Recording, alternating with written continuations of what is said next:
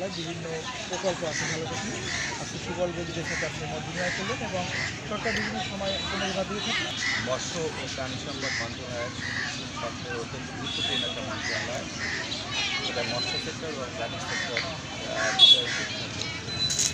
এই দুটো সেক্টরে একেবারে গ্রাসরুট লেভেলে যে মানুষ আছে তারা এখানে বুঝতে পারে। এবং এই যে 16 কোটি মানুষ দেশে আছে তাদের খাইয়ে প্রোটিনের চাহিদা এই সেক্টর এই দুটো সেক্টরে প্রধানত দিয়ে থাকে। বর্তমানে সরকারের অনেকগুলো প্রকল্প আছে, প্রাণী সম্পদ সেক্টরে আছে এবং মৎস্য সম্পদ সেক্টরে আছে। আজকে আমরা মৎস্য সম্পদের কয়েকটা সেক্টর পরিদর্শন করলাম এবং আমরা দেখলাম যে এই সেক্টরগুলো মাঠে কাজ করছে এবং মানুষ উপকার পাচ্ছে। যদিও কোথাও কিছু কিছু ডিফারেন্স থাকতে পারে, কিন্তু সেগুলো আসলে যে কোনো কাজ করতে গেলে এরকম ছোটোখাটো কিছু থাকে।